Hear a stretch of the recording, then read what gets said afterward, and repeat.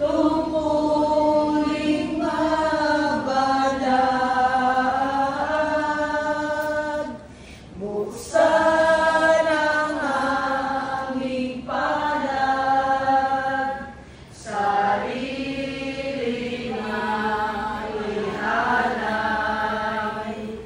Turuan mo ihanap kami ng bagong malay. Sa ngalan ng Ama, ng Anak, ng Espiritu Santo. Amen. Mga kapatid, sa inyong kalumbayan at pangungulila ay nakikiramay ang bayan ng Diyos. Lahat ay magsasama-sama sa piling ng ating Amang nasa langit. O mawing Diyos Ama, Diyos na walang hanggan, dinggin mo po ang aming panalangin para sa iyong anak na si Michael na ginawian ng buhay.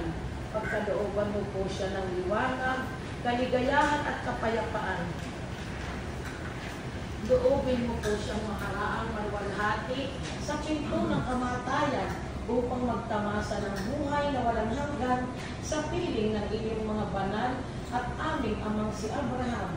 Ipag-adyan mo po siya sa lahat ng masama at sa araw ng muling pagkabuhay. Gantimpalaan mo po siya na kasama ng lahat ng iyong mga banal. Patawarin mo po ang kanyang mga kasalanan at pagkukulang.